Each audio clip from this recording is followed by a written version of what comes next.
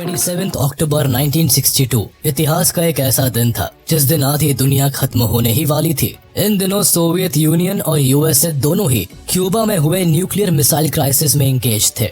लगातार हो रहे पॉलिटिकल एंड डिप्लोमेटिक टॉक्स के बावजूद दोनों पावर्स के बीच कॉन्फ्लिक्ट बढ़ता ही चला जा रहा था। वहीं दूसरी ओर क्यूबा में क्यूबन प्रीमियर फिडेल कैस्ट्रो भी अमेरिका के अगेंस्ट सोवियत के साथ खड़े थे और किसी भी मोमेंट यहाँ वॉर छिड़ सकती थी। इसी बीच क्यूबन रेडार अमेरिकी स्पाई प्लेन को डिटेक्ट करता है और सोवियत एंटी एयर मिसाइल्स के ग्राउंड कमांडर क्रेमलिन के ऑर्डर के अगेंस्ट जाकर U-2 स्पाई प्लेन को शॉट डाउन कर देते हैं, जिसके कारण प्लेन में बैठे अमेरिकन पायलट रुडोल्फ एंडरसन की मौत हो जाती है। अमेरिका की नेशनल सिक्योरिटी काउंसिल के members ExComm and president John F Kennedy मान लेते हैं कि ये ऑर्डर सोवियत यूनियन की तरफ से आया है और वो जंग की शुरुआत कर चुके हैं। पायलट की जान जाने से अमेरिका में तहलका मच जाता है। सोवियत के खिलाफ सीरियस मिलिट्री एक्शन लेने के लिए कैनेडी पर मीडिया एंड पब्लिक का प्रेशर बिल्डअप होने लगता है। वहीं दूसरी ओर इस घटना से अनजान सोवियत सबमरीन B-59 में एक बड़ी घटना घट रही होती है जो पूरी दुनिया को न्यूक्लियर वॉर के करीब ले जाती है। ये ऐसा वक्त था जब इस सबमरीन के कमांडर को बस एक बटन दबाना था और बस कुछ ही क्षण में दुनिया थर्ड वर्ल्ड वॉर में एंटर कर जाती। लेकिन इसके पहले कि ये सब होता, सोवियत सबमरीन के एक कमांडर वासिली आर्किपोव ने इसे रोक दिया। आखिर ऐसा क्या हुआ था जिसके कारण यूएसएसआर अमेरिका पर न्यूक्लियर अटैक करने जा रहा था? आखिर क्यों सोवियत सबमरीन ने सारी तैयारियों के बावजूद अमेरिका पर न्यूक्लियर अटैक नहीं किया? ऐसा क्या किया था वासिली आर्किपोव ने जिसके कारण इतना बड़ा हादसा होते होते बच गया और आधी दुनिया को तबाह होने से बचा लिया? वर्ल्ड वॉर 2 खत्म होने के साथ ही दुनिया ने चैन की सांस ली। कई बड़े एम्पायर्स टूट गए। कई देश जो अब तक यूरोपियन कॉलोनीज थी उन्हें आजादी मिलने लगी। कुछ बहुत ही भयानक चीजों से भी दुनिया का पहली बार वास्ता हुआ। दुनिया ने पहली बार परमाणु बम जैसा घातक हथियार देखा। लेकिन इन सब के बाद एक और चीज बदली जिसने लंबे समय तक पूरी दुनिया को इन्फ्लुएंस किया और इसका शिकार यूरोप से लेकर एशिया तक के कई छोटे बड़े देश बने। विश्व में 2 सुपर पावर्स का जन्म हुआ, एक यूएसए और दूसरा यूएसएसआर, और इनके साथ ही जन्म हुआ कोल्ड वॉर का। ये वॉर हथियारों से नहीं बल्कि वर्चस्व से लड़ा जा रहा था। दोनों ही देश दूसरे देशों को अपनी अपनी ideologies, politics, military and economic power से प्रभावित करने के लिए कुछ भी कर गुजरने को तैयार बैठे थे। पूरी दुनिया हिरोशिमा एंड नागासाकी में न्यूक्लियर अटैक के खतरनाक साइड इफेक्ट और अमेरिका की पावर को देख चुका था। अमेरिकन पावर को चैलेंज करने वाला सिर्फ सोवियत यूनियन ही था। वर्ल्ड वॉर 2 के बाद सोवियत यूनियन दुनिया की दूसरी कंट्री थी जिसने अगस्त 1949 को एटॉमिक बॉम्ब बना लिया था। इन्होंने कई पावरफुल न्यूक्लियर वेपन्स टेस्टिंग करके अमेरिका को बता दिया था कि हम जापान नहीं है जिसको आप बर्बाद कर दोगे और हम चुप करके बैठ जाएंगे। ये वो दौर था जब अमेरिका और सोवियत यूनियन के बीच कोल्ड वॉर अपने पीक पर था। दोनों ही कंट्रीज हर वक्त एक दूसरे के खिलाफ अपने न्यूक्लियर वेपन को तैनात रखते थे, फिर चाहे हमला जमीन से करना हो, हवा से करना हो या समंदर से। दोनों ही सुपर पावर्स को ये बात अच्छी तरह से पता थी कि अगर किसी एक ने भी न्यूक्लियर अटैक की पहल की तो दूसरा भी न्यूक्लियर अटैक से ही जवाब देगा और इसके नतीजे में होने वाली तबाही हिरोशिमा एंड नागासाकी से हजारों गुना भयानक होगी। इन दोनों सुपर पावर्स ने पूरी दुनिया को 2 गुटों में बांट दिया था। एक तरफ अमेरिका ने कैपिटलिज्म को बढ़ावा देना शुरू कर दिया तो वही सोवियत यूनियन ने कम्युनिज्म को तेजी से आगे बढ़ाना शुरू कर दिया। इन 2 आइडियोलॉजीज को फॉलो करने वाले लोग इवेंचुअली एक दूसरे के दुश्मन बन गए। पूरी दुनिया पर यूएसए और यूएसएसआर का बोलबाला बढ़ने लगा। ऐसी सिचुएशन में अमेरिका और सोवियत यूनियन भी एक दूसरे के ऊपर अपना वर्चस्व स्थापित करने की कोशिश करने लगे। अपने इसी वर्चस्व को आगे बढ़ाते हुए और सोवियत यूनियन को अपनी ताकत के नीचे दबाने के लिए अमेरिका इटली और टर्की में जुपिटर न्यूक्लियर मिसाइल्स को इंस्टॉल कर देता है। ये दोनों ही कंट्री नेटो के मेंबर थे और सोवियत यूनियन के बॉर्डर से बहुत करीब भी थे। इस न्यूक्लियर मिसाइल डिप्लॉयमेंट के कारण अमेरिका की पोजीशन काफी स्ट्रांग हो जाती है क्योंकि यहाँ से सोवियत यूनियन के वेस्टर्न पार्ट को अटैक करना आसान हो गया था।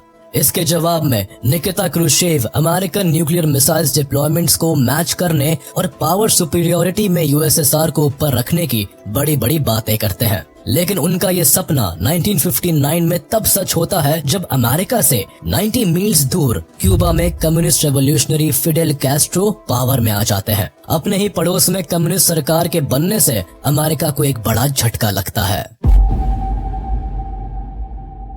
दरअसल एक लंबे वक्त तक क्यूबा अमेरिका के हाथों की कठपुतली बना हुआ था, जहां कैपिटलिज्म का बोलबाला था, लेकिन जल्दी ही यहाँ की सूरत बदलने वाली थी। क्यूबा के डिक्टेटर फुलजेंसियो बटिस्टा को हटाकर 1959 में क्यूबा को अपना एक नया लीडर फिडेल कैस्ट्रो मिलता है, जो आगे चलकर राष्ट्रपति पद की कमान को संभालता है और नई सरकार बनाता है। फिडेल कैपिटलिज्म का पुरजोर विरोध करता है। इन्हें लगता है कि क्लासलेस सोसाइटी ही दुनिया में रहने के काबिल होती है। इनका कम्युनिज्म को लेकर झुकाव बहुत ज्यादा रहता है और इन्हें पूरा यकीन होता है कि कम्युनिज्म ही क्यूबा का फेट बदल सकता है। अपने यही सपने लिए फिडेल कैस्ट्रो क्यूबा में कम्युनिस्ट सरकार बनाते हैं और क्यूबा के ऊपर अमेरिकन इन्फ्लुएंस को कम करने की कोशिश में लग जाते हैं। क्यूबा में अमेरिकन प्रॉपर्टी सीज होने लगती है। फैक्ट्रीज, शुगर मिल से लेकर इंडस्ट्रीज, माइंस, सब कुछ नेशनलाइज होकर क्यूबन गवर्नमेंट के अंडर आ जाती है। अमेरिका का साथ छोड़कर फिडेल कैस्ट्रो सोवियत यूनियन का दामन थाम लेते हैं।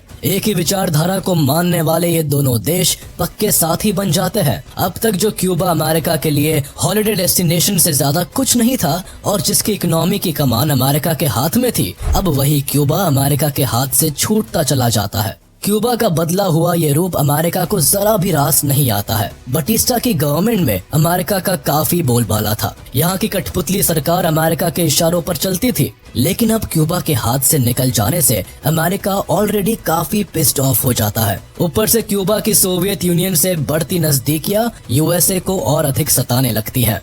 इसके बाद 1960 में अमेरिकी president Dwight D Eisenhower Cuban सरकार को उखाड़ फेंकने के लिए क्यूबन रेफ्यूजीज को CIA के अंडर ट्रेन करने के प्लान को भी अप्रूवल दे देते हैं। साथ ही वह क्यूबा के ऊपर एम्बार्गो लगाकर कई बंदिशें थोप देते हैं और यूएस में सभी क्यूबन ओन्ड एसेट्स को फ्रीज कर लिया जाता है। 1961 आते आते यूएस क्यूबा से अपनी एम्बेसी को क्लोज कर देता है। क्यूबन गवर्नमेंट से डिप्लोमेटिक रिलेशंस कट ऑफ कर लेता है और फिडेल कैस्ट्रो की गवर्नमेंट को रिकॉग्नाइज करने से मना कर देता है। इन सब के बावजूद फिडेल कैपिटलिज्म के खिलाफ अपनी लड़ाई जारी रखता है और अमेरिका के सामने नहीं झुकता। अब अमेरिका फिडेल कैस्ट्रो से इतना चिढ़ जाता है कि CIA फिडेल को मारने के लिए कई असैसिनेशन अटेम्प्ट करता है। इन सब से भी जब अमेरिका का काम नहीं बनता तो 1961 में वो बे ऑफ पिग्स अटैक के लिए तैयार हो जाते हैं। 1961 में जॉन F कैनेडी को अमेरिका का 35th प्रेसिडेंट इलेक्ट किया जाता है। इनके सत्ता में आते ही CIA से ट्रेंड 1400 क्यूबन एग्जाइल्स क्यूबा पर अटैक करने के लिए तैयार हो जाते हैं। अमेरिका के प्लान के तहत इनका काम फिडेल कैस्ट्रो की सरकार को गिराने का होता है, जिसके लिए ये क्यूबा के साउथ वेस्टर्न कोस्ट यानी बे ऑफ पिग्स पर लैंड करते हैं। लेकिन वहाँ मौजूद लोकल फिशरमैन इन्हें पहचान लेते हैं। इससे क्यूबन मिलिट्री अलर्ट हो जाती है और रेबल्स पर अटैक कर देती है। रेबल्स को हारता देखकर अमेरिका अपने नाम को बचाने के लिए और प्लान से अपने नाम को टॉप सीक्रेट रखने के लिए इस इन्वेजन से बैकआउट कर जाता है। अमेरिका का ये फेल्ड इन्वेजन उसके लिए एक बहुत बड़ा फॉरेन पॉलिसी फेलियर बन जाता है। क्यूबा की इस जीत से फिडेल कैस्ट्रो नेशनल हीरो बन जाते हैं। दोनों देशों के बीच की दुश्मनी और बढ़ जाती है और क्यूबा को सोवियत यूनियन के और करीब धकेल देता है। सोवियत यूनियन इस मौके को नहीं चूकता है। क्यूबा ऑलरेडी कम्युनिज्म को सपोर्ट करता था, तो ऐसे में USSR ने तुरंत ही क्यूबा की तरफ मदद का हाथ बढ़ा दिया। सोवियत यूनियन भर भर के क्यूबा को फाइनेंशियल और मिलिट्री सपोर्ट देने लगता है। हालांकि क्यूबा से दोस्ती करने पर सोवियत यूनियन अपना ही फायदा देख रहे थे। क्यूबा एक छोटा सा देश था जिसे अपनी सिक्योरिटी को इंश्योर करना काफी जरूरी हो गया था। इसलिए क्यूबा के प्राइम मिनिस्टर फिडेल कैस्ट्रो जुलाई 1962 में निकिता क्रुश्चेव के साथ भविष्य में अमेरिकी आक्रमण को रोकने के लिए एक सीक्रेट अग्रीमेंट करते हैं और USSR को अपने यहाँ न्यूक्लियर मिसाइल्स को डिप्लॉय करने पर सहमत हो जाते हैं। इन्हीं दिनों अमेरिका ने USSR के नजदीक बसे टर्की और इटली में अपने न्यूक्लियर मिसाइल्स इंस्टॉल कर दिए थे। ये दोनों ही देश USSR के काफी करीब बसे हुए थे और USA इनका फायदा उठाकर USSR पर कभी भी अटैक कर सकता था। ऐसे में सोवियत लीडर निकिता क्रुश्चेव ने USSR पर टारगेटेड अमेरिका के न्यूक्लियर वेपन्स के बदले और अपने देश की न्यूक्लियर स्ट्राइक कैपेबिलिटी को बढ़ाने के लिए क्यूबा में मिसाइलें भेजने का प्लान बनाया। निकिता क्रूशेव क्यूबा में मिसाइलों की तैनाती को अमेरिका के साथ एक लेवल प्लेइंग फील्ड के तौर पर देखते हैं। क्यूबा के ऊपर अमेरिका ऑलरेडी 1961 में failed Bay of Pigs invasion कर चुका था, इसीलिए कैस्ट्रो क्रूशेव के इस मिसाइल डिप्लॉयमेंट को अमेरिका की फर्दर एग्रेशन को रोकने के रूप में देखता है। इसका नतीजा ये होता है कि 1962 में सोवियत यूनियन अपनी एलाइड कंट्री क्यूबा की सुरक्षा के लिए क्यूबा में न्यूक्लियर मिसाइल्स को तैनात कर देता है। ये खबर अमेरिका को जरा भी रास नहीं आती, क्योंकि यूएस के लिए क्यूबा में मिसाइल इंस्टॉलेशन एक थ्रेट बनकर उभरता है और अब तक जो सुप्रीमेसी सिर्फ अमेरिका के पास थी, उसका यूएसएसआर के कंट्रोल में होना अमेरिका के लिए एक खतरे की घंटी बन जाती है। क्यूबा में सोवियत न्यूक्लियर मिसाइल के डिप्लॉयमेंट को कंफर्म करने के लिए 14 अक्टूबर 1962 को एक अमेरिकी U-2 स्पाई प्लेन क्यूबा के ऊपर से गुजरते हुए Soviet SS-4 medium range ballistic missile को असेंबल करता फोटो खींचता है। 16 अक्टूबर 1962 को अमेरिकन प्रेसिडेंट केनेडी अपने एडवाइजर्स एंड ऑफिशियल्स को बुलाते हैं और एक एग्जीक्यूटिव कमेटी को फॉर्म करते हैं, जिसे एक्सकॉम के नाम से जाना जाता है, जिसका काम केनेडी को क्यूबन मिसाइल क्राइसिस पर एडवाइस देना था। केनेडी और एक्सकॉम ये डिटरमाइन करते हैं कि क्यूबा में सोवियत मिसाइलों की उपस्थिति अनएक्सेप्टेबल है और यही से क्यूबन मिसाइल क्राइसिस की शुरुआत हो जाती है। 13 दिन चले इस क्यूबन मिसाइल क्राइसिस के दौरान पूरी दुनिया न्यूक्लियर वॉर के वर्ष पर खड़ी हो गई थी। John F Kennedy Soviet union को रोकने के लिए अमेरिकन नेवी से क्यूबा के अराउंड नेवल ब्लॉकेड करने के ऑर्डर देते हैं। इस प्लान के तहत क्यूबा के चारों ओर यूएस नेवी नेवल ब्लॉकेड कर देता है और सोवियत यूनियन के वेपन सप्लाई को क्यूबा में आने से रोक देता है। 22 अक्टूबर 1962 को जॉन एफ कैनेडी टीवी पर आते हैं और अमेरिकन पब्लिक को एड्रेस करते हुए बताते हैं कि क्यूबा में सोवियत मिसाइल्स पाई गई है, जिसके जवाब में अमेरिका ने नेवल क्वारंटाइन का सहारा लिया है। यहाँ ब्लॉकेड की जगह अमेरिकन प्रेसिडेंट चालाकी से क्वारंटाइन शब्द का इस्तेमाल करते हैं, क्योंकि नेवल ब्लॉकेड करना भी एक्ट ऑफ वॉर का हिस्सा होता है। इसीलिए अमेरिका खुद वॉर की शुरुआत नहीं करता, लेकिन नेवल क्वारंटीन के साथ ही ये देश जंग की तैयारी में जुट जाता है। अमेरिका की पूरी मिलिट्री को वॉर के लिए रेडी रहने के ऑर्डर्स मिल जाते हैं। अमेरिका के joint chief of staff DEFCON 3 alert घोषित कर देता है। इसके तहत मिलिट्री को 5 लेवल पर वॉर के लिए तैयार रहने के ऑर्डर्स मिलते हैं, जिसमें लेवल 1 का मतलब मैक्सिमम लेवल ऑफ अलर्टनेस समझा जाता है, जिसे 23 अक्टूबर 1962 को स्ट्रेटेजिक एयर कमांड और एयर डिफेंस कमांडर्स मिलकर डेफकॉन 2 कर देते हैं। अब दुनिया की नजरें अमेरिका पर होती है, क्योंकि डेफकॉन 2 से जाहिर हो जाता है कि अमेरिका वॉर करना चाहता है और वह सोवियत यूनियन पर मिसाइल अटैक की तैयारी कर रहा है। 24 अक्टूबर 1962 को सोवियत के लीडर निकिता क्रूशेव अमेरिका के एक्शंस पर रिएक्ट करते हुए ये साफ कर देते हैं कि इस तरह का नेवल ब्लॉकेड करना एक्ट ऑफ अग्रेशन है और इससे सोवियत यूनियन अपनी नेवल शिप विड्रॉ नहीं करने वाला। शिप अपनी तय डायरेक्शन में आगे बढ़ती रहेंगी और होता भी ऐसा ही है। जैसे जैसे Soviet naval ships Caribbean sea में यूएस नेवी शिप्स के करीब पहुंचती है, दुनिया की सांसें थम जाती है। लोग ये मान लेते हैं कि किसी भी वक्त वर्ल्ड वॉर 3 छिड़ सकती है। 25 अक्टूबर 1962 को CIA को पता चलता है कि क्यूबा में सोवियत यूनियन की न्यूक्लियर मिसाइल्स अब ऑपरेशनल हो चुकी है। गुस्से में John F Kennedy national security action memorandum 199 को इशू करते हैं, जिससे अमेरिकन न्यूक्लियर हथियारों को लोड कर स्ट्राइक के लिए तैयार कर दिया जाता है। 26 अक्टूबर 1962 को अमेरिका डिसाइड कर लेता है कि वह क्यूबा को इन्वेड करेगा। अमेरिकन प्रेसिडेंट ऑर्डर देते हैं कि क्रैश प्रोग्राम की तैयारी की जाए। हालांकि इस दौरान हर दिन जॉन एफ कैनेडी और निकिता क्रूशेव बातचीत में लगे रहते हैं। जंग की गर्मा गर्मी के बीच वहां मिलिट्री वॉर के लिए तैयार होती है। वहीं निकिता क्रूशेव और जॉन एफ कैनेडी के बीच डिप्लोमेटिक टॉक्स भी जारी रहती है। निकिता यूएस प्रेसिडेंट को लेटर भेजते हैं और उनके सामने ये ऑफर रखते हैं कि अमेरिका क्यूबन वाटर्स से नेवल ब्लॉकेड हटा दे और प्रॉमिस करे कि वो कभी भी क्यूबा को इन्वेड नहीं करेगा, तो सोवियत यूनियन क्यूबा से न्यूक्लियर मिसाइल्स हटा लेगा। साथ ही फिडेल कैस्ट्रो भी क्यूबा में किसी भी तरह का ऑफेंसिव वेपन नहीं रखेंगे। इसके साथ ये भी डिमांड की जाती है कि अमेरिका को सोवियत यूनियन के पड़ोसी देश टर्की और इटली से अपनी न्यूक्लियर मिसाइल्स हटानी होगी।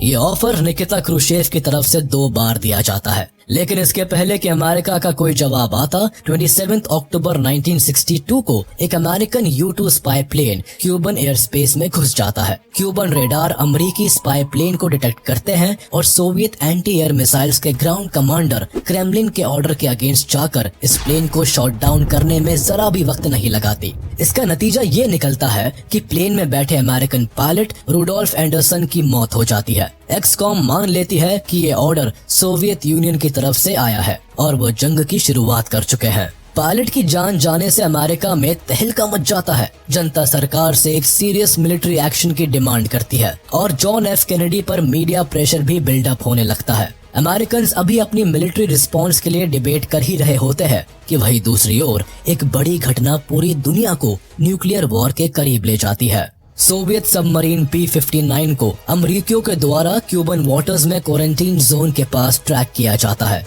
सोवियत के फॉक्सट्रॉट क्लास B-59 सबमरीन अमेरिकी नेवी से बचने के लिए क्यूबा के इंटरनेशनल सी वाटर की गहराई में खामोशी से चल रहा था, लेकिन इसकी बैटरियां लगभग खत्म हो चुकी थी। सोवियत की ये सबमरीन 10 किलोटन न्यूक्लियर टॉर्पीडो से लैस थी, लेकिन अमेरिका को जरा भी अंदाजा नहीं होता है कि उसमें न्यूक्लियर मिसाइल इंस्टॉल्ड है। बैटरीज को रिचार्ज करने के लिए सबमरीन के क्रू सबमरीन को सरफेस के ऊपर लाते हैं। सबमरीन के सरफेस पर आते ही 2 अमेरिकन डिस्ट्रॉयर्स उनकी तरफ आते हुए दिखाई देते हैं। ये देखकर सबमरीन के कैप्टन एक इमरजेंसी क्रैश डाइव के लिए कहते हैं और ठीक 1 मिनट बाद पनडुब्बी समुंदर की गहराई में चली जाती है। सबमरीन को सबमर्ज होता देख अमेरिकन डिस्ट्रॉयर्स उन पर डेप्थ चार्जेस से हमला करना शुरू कर देते हैं। इस तरह के लो इंटेंसिटी के एक्सप्लोसिव चार्जेस का उपयोग पनडुब्बी को सिग्नल देने के लिए किया जाता है ताकि वो सरफेस पर आ जाए। यहाँ पर भी अमेरिकन नेवी का एम सबमरीन को डिस्ट्रॉय करना नहीं था, बल्कि इसे सरफेस पर आने के लिए सिग्नल देना था। हालांकि सोवियत क्रू को ये नहीं पता था कि अमेरिकन नेवी डेप्थ चार्जेस से हमला कर रहा है। मामला बद से बदतर तब बन जाता है जब शिप पर हमला होते समय सबमरीन का मॉस्को के साथ रेडियो कम्युनिकेशन टूट जाता है और कैप्टन वैलेंटिन साविट्स्की अज्यूम कर लेते हैं कि दोनों देशों के बीच वॉर स्टार्ट हो चुकी है। B-59 सबमरीन को क्यूबा जाने से पहले उनके कैप्टन्स को स्पेसिफिक ऑर्डर दिया गया था कि वॉर ब्रोक आउट होने पर अगर वो सोवियत कमांड से कम्युनिकेशन लॉस्ट कर जाते हैं तो वो अमेरिकी टारगेट्स को डिस्ट्रॉय करने के लिए न्यूक्लियर वेपन का इस्तेमाल कर सकते हैं। लेकिन ऐसा तभी किया जाना चाहिए जब सबमरीन के ऑल 3 कमांडिंग ऑफिसर्स इस बात पर सहमत हो कि न्यूक्लियर वेपन को इस्तेमाल करने की जरूरत है। अमेरिकन नेवी उसकी पनडुब्बी के चारों ओर डेप्थ चार्जेस से हमला कर रहे थे। वैलेंटिन साविट्स्की को अमेरिकन नेवी के हमले से ऐसा लग रहा था जैसे अमेरिकियों को B-59 के बारे में पहले से ही पता है, लेकिन वो उनको ठीक ठीक पता नहीं लगा पा रहे हैं। खुद को और अपने क्रू को अधिक समय देने के लिए साविट्स्की ने पनडुब्बी को और भी अधिक गहराई तक गोता लगाने का आदेश दिया। अब B-59 पानी के भीतर इतने डीप में थी कि वो मॉस्को के साथ रेडियो कम्युनिकेशन भी नहीं कर सकते थे। एयर कंडीशनिंग खराब हो जाने के कारण सबमरीन का टेम्परेचर 100 डिग्री से ऊपर चला गया था। क्रू मेंबर्स लगातार इंटेंस हीट और थकावट से बेहोश हो रहे थे। पनडुब्बी के भीतर कार्बन डाइऑक्साइड बढ़ता जा रहा था। ऐसी स्थिति में साविट्स्की ने अपना मन बना लिया था कि अब उन्हें अमेरिका के खिलाफ न्यूक्लियर टॉर्पीडो को लॉन्च कर देना चाहिए। साविट्स्की श्योर नहीं थे कि सोवियत एंड अमेरिका के बीच वॉर स्टार्ट हो चुका है, लेकिन उनके ऊपर डेप्थ चार्जेस से हो रहे हमले के कारण उन्हें इतना तो इंडिकेशन मिल रहा था कि बाहर जो कुछ भी हो रहा है वह अच्छा नहीं हो रहा है। वो अपने न्यूक्लियर टॉर्पीडो को लॉन्च करने का जोखिम उठाने को तैयार थे, भले ही इसके कारण न्यूक्लियर वॉर स्टार्ट हो जाए। वो कहते हैं कि हम यूएसए को ब्लास्ट कर देंगे, भले ही आज हम सब मारे जाए, लेकिन यूएसए को डुबा देंगे। हमें शान की मौत मंजूर है, कम से कम हम अपने देश को शर्मिंदा तो नहीं होने दे सकते।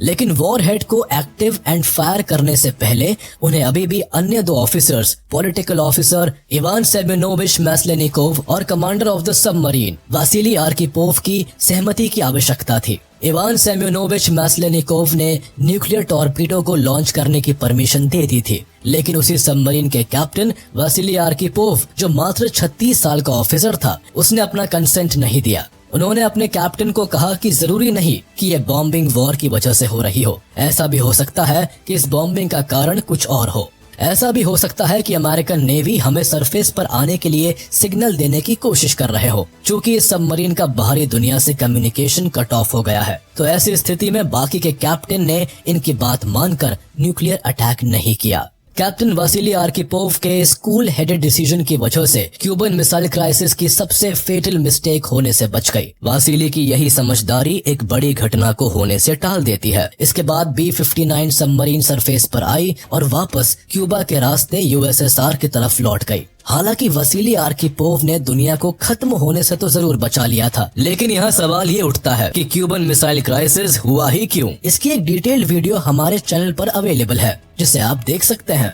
इसके बाद 28 अक्टूबर 1962 को सोवियत लीडर पब्लिकली क्यूबा से अपनी मिसाइल विड्रॉ करने के फैसले को एक्सेप्ट कर लेते हैं। रेडियो मॉस्को पर उनके मैसेज को ब्रॉडकास्ट किया जाता है, जिसमें वो साफ कहते नजर आते हैं कि सोवियत यूनियन ने अमेरिका की डिमांड्स को एक्सेप्ट कर लिया है और इसीलिए अब सोवियत यूनियन क्यूबा से अपनी न्यूक्लियर मिसाइल्स विड्रॉ करने के लिए रेडी है। इसी के साथ अमेरिका वादा करता है कि अब वह कभी भी क्यूबा पर अटैक नहीं करेगा। साथ ही अमेरिका क्यूबा से नेवल ब्लॉकेड को भी हटा देता है और उसके कुछ दिन बाद सीक्रेटली टर्की और इटली से न्यूक्लियर मिसाइल्स को भी रिमूव कर लेता है। फ्यूचर में इस तरह की न्यूक्लियर वॉर की सिचुएशन पैदा ना हो, इसके लिए भी 1963 में दोनों देश लिमिटेड न्यूक्लियर बैन ट्रीटी पर साइन करते हैं।